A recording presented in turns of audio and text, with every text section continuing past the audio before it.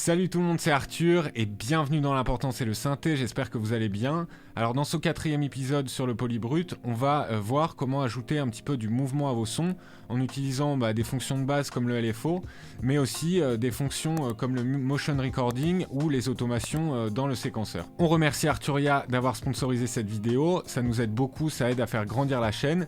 Voilà, et c'est parti.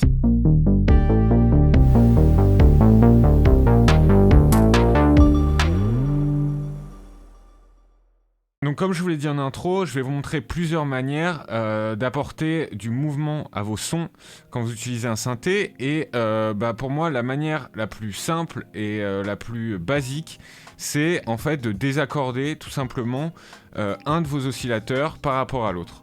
Et par exemple là, j'ai le son de base. Donc je vais venir ajouter l'oscillateur 1. Et quand vous allez venir désaccorder, donc par exemple là, l'oscillateur 2 par rapport à l'oscillateur 1, on va avoir un petit mouvement, une sorte d'effet de phase, parce que les fréquences des deux oscillateurs sont pas exactement les mêmes, et donc ça va créer une sorte de phasing.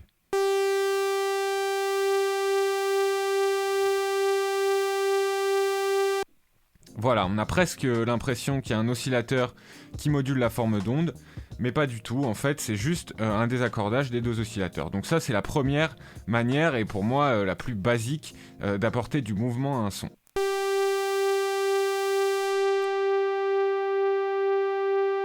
En fait, très souvent, quand on parle d'apporter du mouvement à un son, on parle de modulation.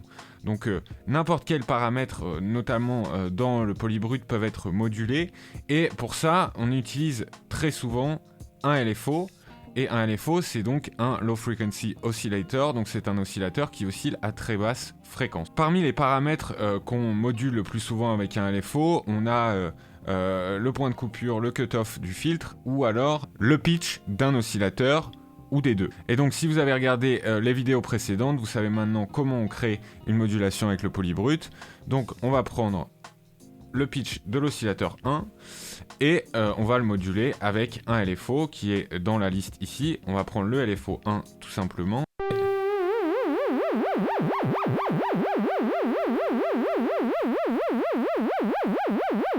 Et là, je vais vous montrer une technique que moi j'aime beaucoup. En fait, au lieu d'utiliser une onde sinus pour moduler notre pitch, on va utiliser une onde carrée. En fait, l'avantage d'une onde carrée, c'est qu'elle a que 3 positions disponibles. La première, c'est la position normale. Ensuite, vous avez la position en haut et la position en bas. Il n'y a pas vraiment d'entre-deux comme sur une onde sinus, où l'onde sinus va parcourir toutes les positions de la modulation, alors que l'onde carrée va passer instantanément d'une valeur à une autre. Et donc quand on module le pitch d'un oscillateur avec une onde carrée, ça donne ça. Là, en l'occurrence, j'ai réglé la modulation sur 12 semitons, c'est-à-dire une octave. Et ça va permettre, en fait, si on vient rajouter un autre oscillateur, par exemple,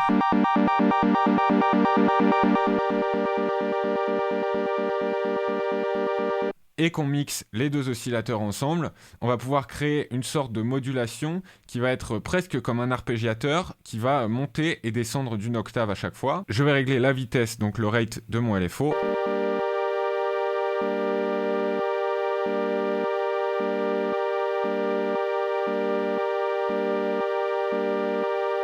Et si je modifie un petit peu mes enveloppes,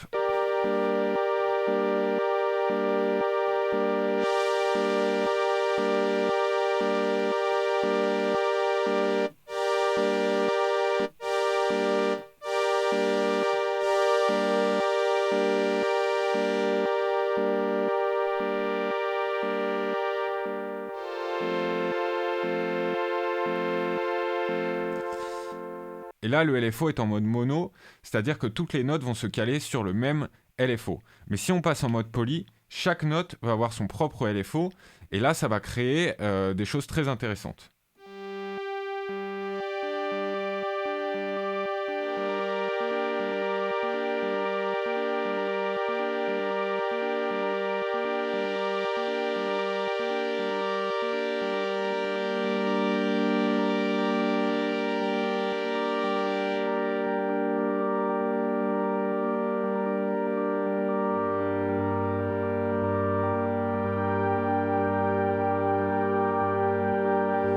Voilà, c'est très simple, c'est vraiment une modulation d'un des oscillateurs à l'octave, mais c'est vrai qu'avec une onde carrée, ça marche à tous les coups.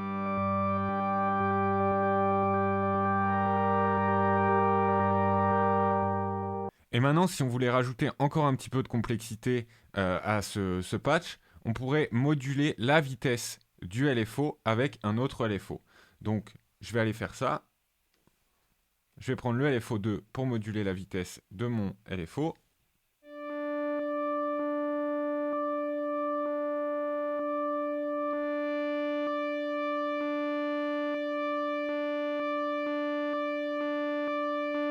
Et pour ajouter un mouvement un petit peu chaotique à tout ça, je vais utiliser une onde soit sample and hold, donc qui va passer brutalement d'une valeur à une autre, ou alors la dernière qui est une onde sample and hold, mais qui va être plus douce, qui va passer graduellement au lieu de brutalement d'une valeur à une autre.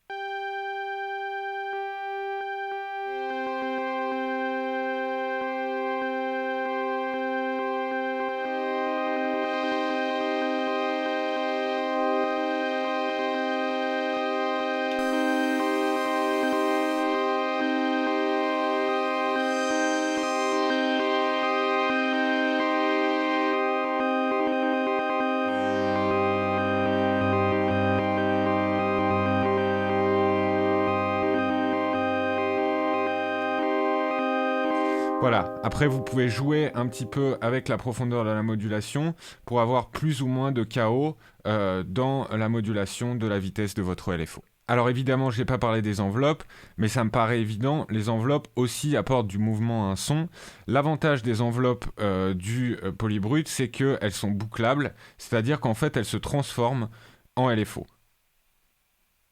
Je vous donne un exemple, je vais repartir d'un son de base, et donc si j'appuie sur Settings et que je bouge ce potard qui correspond aux paramètres de l'enveloppe de VCA, donc de l'enveloppe de volume.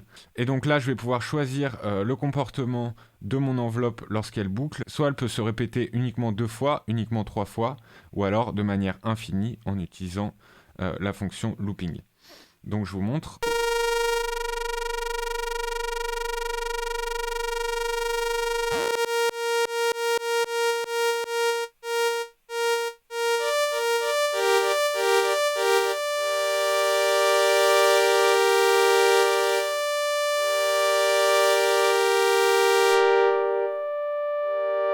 Voilà, tout simplement, en fait, votre enveloppe n'est plus seulement une fonction d'attaque, decay, sustain, release, mais l'attaque, decay, sustain, release va en fait se répéter. Une fois que l'étape de release ou de relâchement est terminée, on va repartir sur l'attaque, sur le decay, sur le sustain, et ça de manière infinie. C'est très intéressant, ça permet en fait d'avoir une sorte de LFO, mais avec une forme d'onde complexe sur laquelle vous avez plus de contrôle.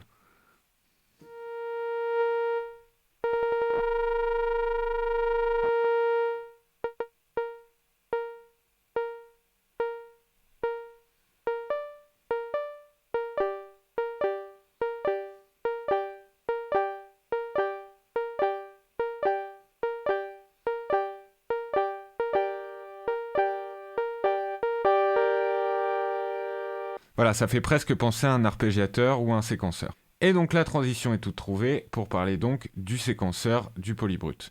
J'en ai pas parlé jusqu'à présent, et je pense que cet épisode va nous permettre d'explorer un petit peu la fonction du séquenceur. Donc pour accéder au séquenceur, il vous supplie d'appuyer sur ce bouton, et pour voir un petit peu ce que vous faites dans le séquenceur, vous appuyez sur ce bouton ici. Vous avez deux manières d'enregistrer une séquence, soit pas à pas,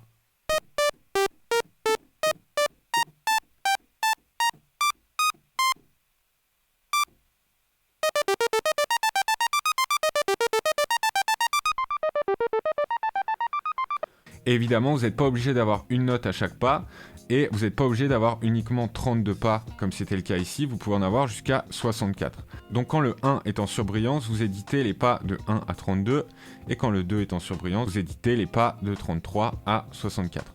Et comme ce synthé est polyphonique, vous pouvez avoir jusqu'à 6 notes par pas. Et la deuxième manière de rentrer des notes dans votre séquenceur, ça va être de les rentrer en live. Et pour ça, Arturia a eu la bonne idée de rajouter un métronome. Donc avant de lancer mon enregistrement, je vais changer ma division du temps pour que mon séquenceur soit un peu plus lent. Et donc je lance mon métronome, j'arme mon enregistrement et c'est parti.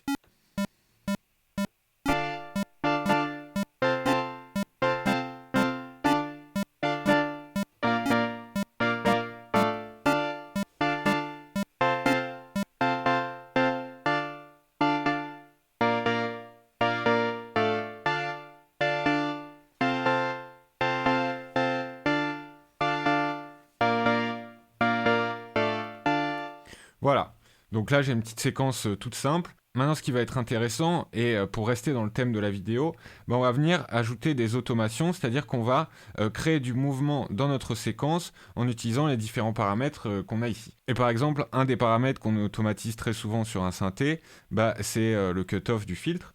Donc là c'est pareil, j'active mon enregistrement.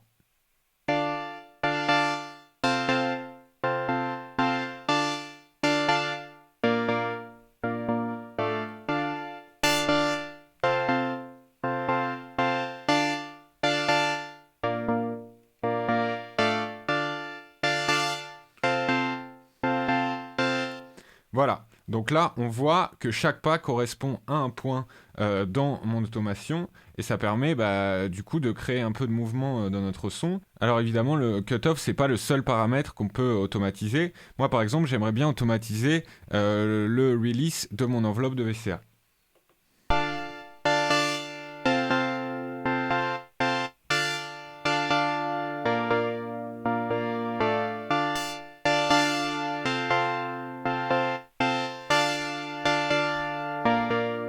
Maintenant, je vais partir de cette séquence et puis je vais ajouter quelques éléments qui vont venir enrichir mon son. Par exemple, je peux ajouter un effet de modulation type chorus, phaser, tout ça.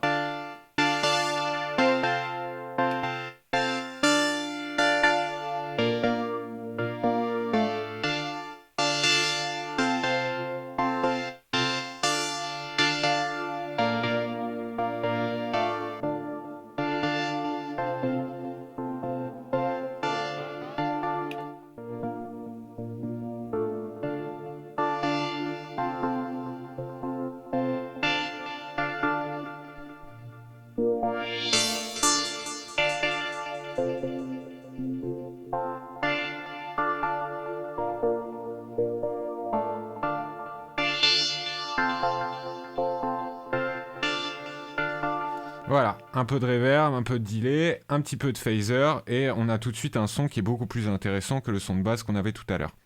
Maintenant, il y a quelque chose qui est propre au Polybrut et que moi, personnellement, je trouve hyper intéressante, c'est la fonction Motion Recording. En fait, cette fonction, elle va vous permettre de créer presque votre propre LFO, votre propre mouvement de modulation. C'est très simple. Donc là, j'ai un petit son que j'ai créé.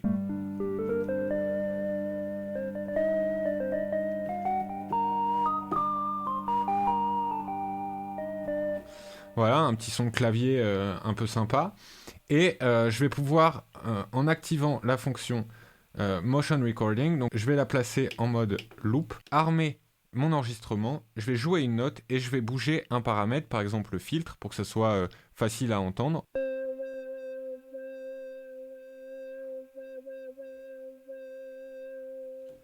Voilà. Et maintenant,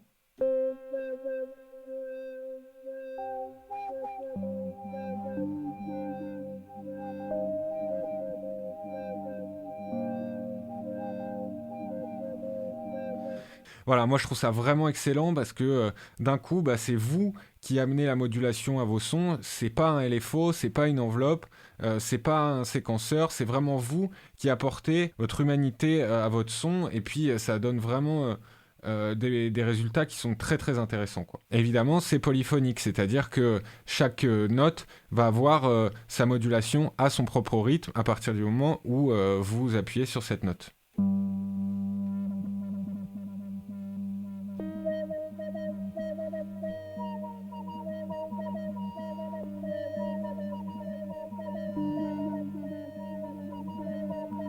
Merci beaucoup d'avoir regardé cette vidéo, j'espère qu'elle vous a plu. Si c'est le cas, n'hésitez pas à liker et à vous abonner au channel Audiophonezine. Vous pouvez aussi nous suivre sur Instagram et me suivre personnellement si ça vous intéresse de savoir ce que je fais en dehors des vidéos d'Audiophonezine. Voilà, moi je vous dis à la prochaine. N'oubliez pas que l'important, c'est le synthé. Allez, ciao!